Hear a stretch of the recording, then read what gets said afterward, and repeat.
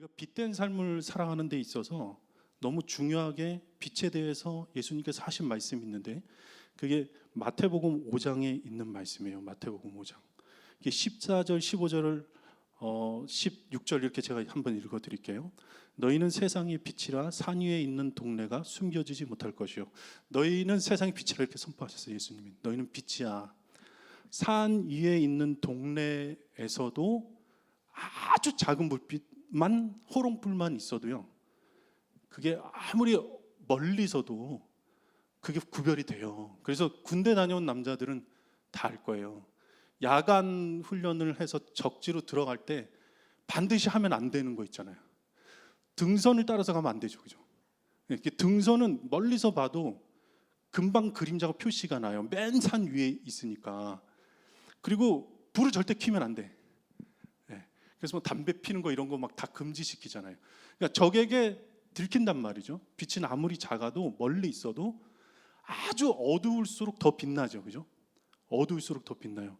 그러니까 산 위에가 있더라도 너희들은 숨기지 못할 만큼 빛나는 사람이 되는데, 이것이 정말 제대로 역할을 하려면 15절 말씀에 사람이 등불을 켜서 말 아래에 두지 아니하고 등경 위에 두나니 이러므로 집안 모든 사람에게 비치느니라, 이렇게 이야기하고 있어요. 이건 뭘 얘기하고 있냐면, 너희는 빛인데 하나님이 우리를 빛으로 쓰기를 원하세요. 이건 무엇이냐면, 당신이 빛으로 이 땅 가운데 오셨고, 그리고 태초에 빛을 시작해서 세상을 창조하셨잖아요. 근데 그 창조가 이제는 빛으로 임하신 예수 그리스도를 통하여서 매일같이 새롭게 만들어내기를 원하신다는 거예요. 근데 하나님은 그 빛의 역사를 자기 스스로 빛을 막 비춰가지고 막 어둠에 있는 자들을 다 멸하고 내 편만 딱 가지고 하는 게 아니시고, 예수 그리스도 함께 하는 그 사람을 통해서 그 역사를 이루기를 원하세요. 그러니까 내가 빛이다라는 걸 믿는 사람, 내 안에 예수님이 함께 하시다는 걸 믿는 사람을 통해서 그 빛의 역사가, 그 새로운 창조가 흘러가기 원해요. 여러분을 통해서 말씀이 실제가 되기를 원한다는 거예요.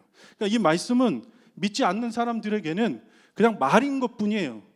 가서 읽어줘도 아무런 감동도 없고 그냥 신화일 뿐이에요. 믿을 수 있는 요소가 하나도 없어요. 읽지도 않고 관심도 없어요. 그런데 그럼 이 말씀을 통해서 예수님을 만나야 되는데, 이 말씀이 어떻게 그들에게 전해야 되고 그들에게 예수님을 만나게 할까? 이 글자가 아니라 이 글이 우리 가운데 임해서 우리가 실제로 이 말씀 때문에 움직이는 걸 보여줘야 되는 거야. 우리가 그게 사명이에요. 빛의 자녀들의 사명은 뭐냐면, 빛이 내 안에 있는데 숨어 있지 말고 그 빛을 드러내서 여러분들이 예수 그리스도와 함께하는 사람들이 어떻게 이 땅 가운데서 빛날 수 있는지를 보여주라는 거예요. 그럼 뭐 나라를 위해서 응원봉 들고 가는 걸 우리가 많이 봤잖아요. 실천하는 게 힘이 있는 거거든요. 실천하는 걸 봄으로 인해서 되게 감동을 받는 거거든요.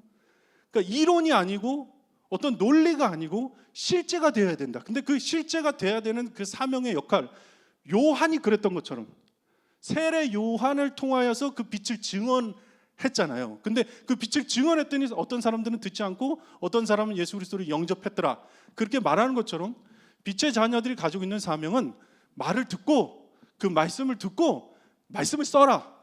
그래서 말씀이 되게 해서 예수 그리스도를 여러분을 통해서 드러나고 증거되게 하기를 원하신다는 거예요. 그게 진짜 능력 있는 말씀으로 드러나게 되기를 그래야 하나님의 역사가 나타난다는 것이죠. 그러니까 내가 아무리 말씀을 들어도 내가 이 말씀대로 살지 않으면 예수 그리스도를 증거할 수가 없다. 우리가 어떻게 예수님이 살아있는지를 보여줘. 세상 사람들은 믿지 않아요. 지금의 교회의 모습을 보고 광화문 나가고 여의도 나가고 그 하나님의 이름으로 그 일들을 하는 것들을 보면서 너무너무 기가 막힌 거야. 오히려 말씀을 전하는 게 아니라 말씀을 왜곡하는 삶으로 인해서 사람들이 어떻게 생각하겠어, 기독교. 이 작금의 시대에, 이 시대에 정말 세례 요한처럼 하나님의 말씀을 빛으로 여겨서 그 말씀의 아주 작은 실천을 통해서 예수님을 보일 수 있는 자가 누구일까? 우리 예수님이 태초에 말씀으로 계셨잖아요. 근데 그 말씀이 육신이 돼서 이 땅 가운데 오셨잖아요. 예수님이 이 땅 가운데 딱 오신 이유가 뭐예요? 말씀은 로고스예요. 그냥 이상적인 어떤 그냥 형이상학적인 개념이죠, 말씀은. 근데 그 말씀을 보여주기를 원하신 거야. 그분이 원래 말씀이었는데 인간의 육신을 입고 이 땅에 오셔가지고 말만 하셨어요? 예수님 그냥 앉아가지고 말씀으로 오셨으니까 말씀만 계속 전하고 설교만 한 거야. 이게 목사인 나 자신에게도 너무나 도전이 되는 말씀이죠, 이건 사실. 그분 자신이 메시지인데 그분이 메신저가 돼서 말씀으로만 한 게 아니라 말씀을 어떻게 해냈어요? 살았단 말이에요. 왜 사람들이 예수 그리스도를 영접하고 예수 그리스도를 따르는 제자가 됐냐? 그분의 삶이 말씀이었기 때문에 그런 거예요. 그 동일한 사명이 우리 가운데 있다. 우리가 빛의 자녀들의 삶은 우리가 진짜 예수 그리스도가 살아있는 것을 내 삶 가운데 한 가지라도, 하루에 한 가지라도 실천해 보자는 거예요. 그래서 오늘 이렇게 사람이 등불을 켜서 말 아래에 두지 않는다. 이 말이라는 건 무슨 통 같은 걸 얘기하는 건데 그거는 방 구석에 있어요. 그러니까 등불을 켰지만 등불이 있어야 될 자리에 있는 게 중요하다는 거예요. 말 아래 저기 구석에 방 안에 두지 않는다. 그러면 방 전체를 밝힐 수가 없잖아. 어디에가 둬야 된다? 등경 위에다가 두라는 거예요. 이렇게 등을 올려놓는 데 있잖아요. 그렇게 높은 자리에 그 가운데다가 그 빛이 올라갈 때 그 빛이 살아서 실제로 방 안 전체를 비추고 빛의 역할을 감당하는 것처럼 지금 어디에 앉아 있냐는 거예요. 그 위치를 묻는 거예요. 고민하고 넘어지고 쓰러지고 상처받을 수 있어요. 그러나 결국은 내가 그 쓰러진 상처받은 내 마음을 가지고 나는 지금 어디로 향해서 달려가고 있냐는 거예요. 내가 이 쓰러진 상처를 내가 성공하는 것으로, 돈을 많이 버는 것으로 다 보상을 받기를 원한다. 죽음으로 가는 거예요. 나는 부족함이 있지만, 여전히 연약하지만, 또 시험을 당하지만, 내 앞길이 참 막막하지만, 그럼에도 불구하고 등경 위에 있으면 하나님 빛의 자녀가 될 것이다. 그 등경 위에는 무엇을 말하냐? 하나님이 우리에게 허락하신 말씀이 선포되는 그 자리, 그리고 내가 하나님께서 보내주셔서 있는, 여러분이 있는 그 자리를 얘기하는 거예요. 그 자리에서 예수 그리스도 안에서 그 빛된 자녀의 사명을 가지고 살아가는 사람들을 통해서 그 놀라운 빛의 역사가 일어나게 될 것이다. 그러면 세상에서 누리는 성공과 세상에서 돈을 통해서 얻는 만족감과는 비교할 수 없는 놀라운 충만한 만족감을 느껴요. 하나님 안에서. 그러니까 말씀으로 살아간다는 것이 우리에겐 참으로 고민이 되는 거야. 우리가 오늘도 말씀을 들었고 아까 장로님도 또 기도하면서 그렇게 얘기하시잖아. 말씀을 들어도 말씀대로 살지 못하는 우리 자신. 그러니까 말씀을 들어서 말씀대로 사는 자가 없어요. 근데 하나님의 방식이 있어. 말씀대로 살게 하시기 위한. 말씀이 되게 하기 위해서 그 말을 사용할 수밖에 없는 환경들을 만드시는 거야. 그게 참 놀라워요. 그러니까 여러분 말씀을 듣고 나는 또 실패했네, 이게 아니야. 그 실패 때문에 그 말씀이 심겨지고 자라나는 자양분이 돼요. 그러니까 말씀이 육신이 된다는 의미는 십자가에서 자기의 모든 걸 내어주신 그리스도의 완전히 낮아짐과 희생을 통해서 열매를 맺게 하신 거야. 동일해요. 예수님만 그렇게 해서 하나님 품에 안긴 게 아니라 우리도 하나님의 품에 안기는 길은 유일하게 하나님의 성품을 닮은 것밖에는 길이 없어요. 내가 예수 그리스도 하나가 되는 거예요. 적당한 건 없어요. 내가 이 땅 가운데서 예수 그리스도 하나가 된다는 것, 다시 말해서 빛의 자녀로 살아간다는 것, 다시 말해서 말씀에 순종하는 삶을 살기를 결단하는 거. 이게 다 동일한 말씀이에요. 그건 뭐냐? 내 안에서 예수 그리스도가 나타나고 내가 주님과 하나가 되는 거야. 그러니까 여러분들 믿음을 가져라가 말씀을 많이 들어서 지식을 쌓으라가 아니라 어떻게 하면 믿음을 가질 수 있는가? 주님과 하나 되는 방식을 자꾸 생각해야 돼요. 그러니까 주님을 공부해서 알 수 없는 거예요. 공부해서 아는 것이 아니라 주님과 친밀한 관계 속에서 그분과 데이트하고 그분과 교제하고 그분과 만난다고 생각해야 돼요. 그래서 그분을 알게 되면 될수록 하나님과 닮아가고 하나님을 닮아가면서 하나님의 성품들이 조금씩 보이는 거야. 여러분의 삶 가운데 이제 최종 목표는 뭐냐? 예수님과 하나가 되겠다는 거예요. 근데 그거는 말씀을 지식으로가 아니라 말씀을 관계 속에서 친밀하게 주님과 내가 교제하는 것이 무엇인지를 여러분 고민해야 돼요. 그러니까 내가 어떻게 하면 친밀히 교제할까? 데이트 해봤잖아. 그래, 알았어. 안 해본 사람도 몇 명 있는 것 같기는 하네. 어떻게 하면 우리가 사람들과 친해져요? 여러분, 하나님을 믿는 것은 믿어줘야 믿는 거지. 믿음이 자라난다는 것은 뭐 자라나야 자라나는 것이지. 안 되는데 어떻게 해요? 그게 말씀의 지식을 얘기하는 게 아니라 그를 경험하라는 걸 말하는 거예요. 가장 많이 아는 사람이 가장 믿음이 좋으면 여러분이 부모님에 대해서 부모님 주민등록번호 외우시는 분들 계세요? 저기 있네. 야, 왜 이렇게 많아? 너네 뭐 땅 팔고 뭐 그런 거 아니야? 뭐 벌써 그런 걸 노리는 거야? 부모님의 재산을? 뭐 호적 뭐 이런 거 정보 그런 거를 가장 잘 아는 것이 동사무소 아니에요? 동사무소는 여러분들 부모님 호적 다 뗄 수 있거든. 주민번호도 다 알 수 있어요. 근데 그분들이 부모님을 믿어요, 안 믿어요? 믿지는 않죠. 근데 여러분들은 그런 정보를 모르더라도 부모님에 대한 깊은 신뢰가 있죠. 신뢰와 믿음은 무엇이냐면 그분을 아는 거예요.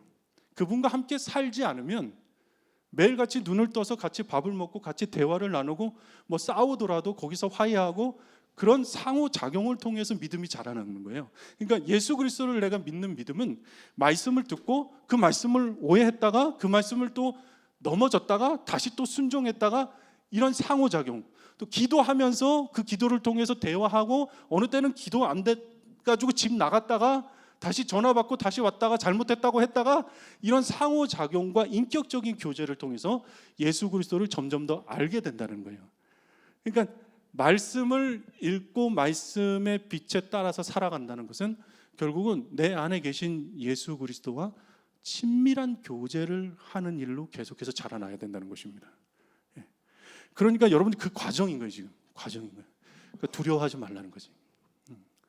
내가 지금 좀 부족하고 연약할지라도 지금 넘어지고 내 앞길이 막막할지라도 하나님의 최종 목표는 이 땅 가운데서 여기서 이루는 어떤 삶이 아니라 하나님의 아버지의 품속으로 우리를 인도하시는 것이기 때문에 그 모든 과정을 통해서 그 말씀이 여러분의 마음의 밭에 심겨지고 자라나고 또 인생에서 봄이 왔다가 뭐 화려한 여름이 왔다가 뭐 외로운 가을이 또 와요.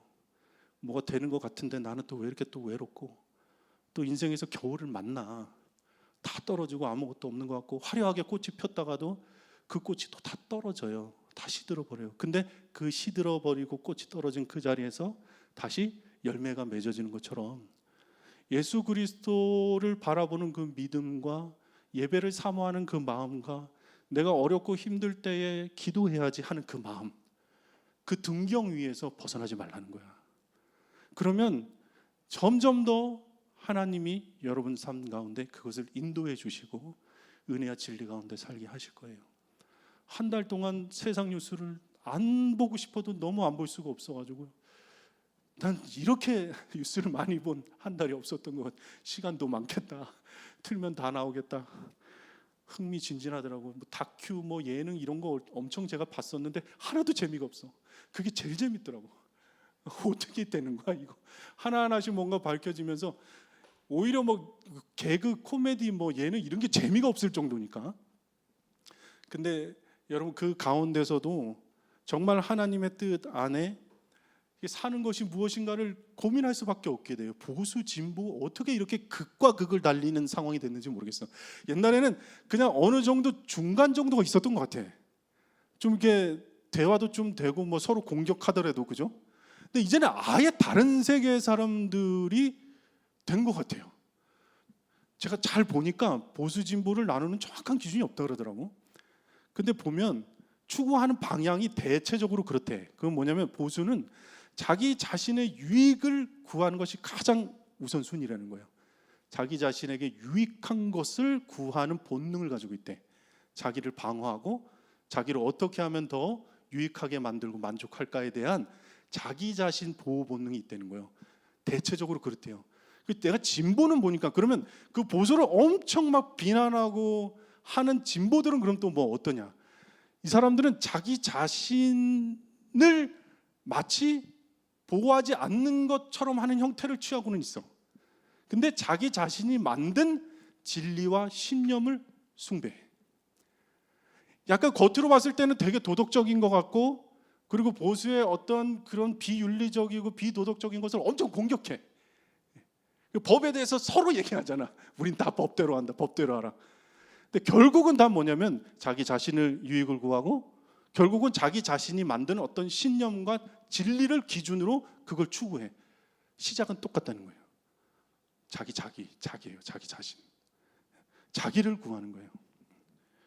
근데 우리가 정말 기준으로 삼아야 될 것은 보수냐 진보냐가 아니고 예수 그리스도로 말미암아 은혜와 진리가 선포되고 시작되는 것처럼 여러분이 삶 가운데 기준을 예수님으로 두라.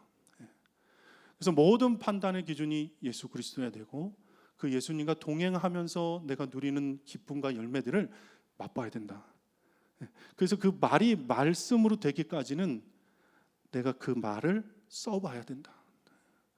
반드시 어떤 말씀을 읽고, 오늘도 이제 새 모임 할 때 이 마태복음 말씀을 가지고 한번 나눠보세요.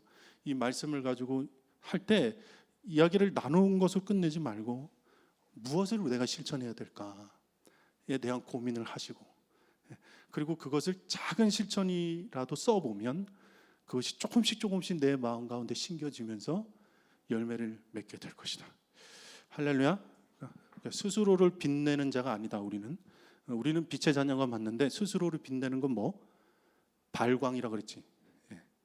스스로를 나를 계속 빛내 발광하다가 어떻게 된다고요? 지랄 발광이 된다는 거예요. 우리는 발광체가 아니다. 우리는 반사체다. 이걸 기억하셔야 돼요. 반사체는 뭐예요? 예수 그리스도의 그 성품, 비춰주시는 그 은혜를 내가 담는 모습을 통해서, 말씀이 내가 실제가 되는 일을 통해서 내 가운데 예수 그리스도의 성품이 반사되는, 리플렉터라고 그래요. 리플렉터.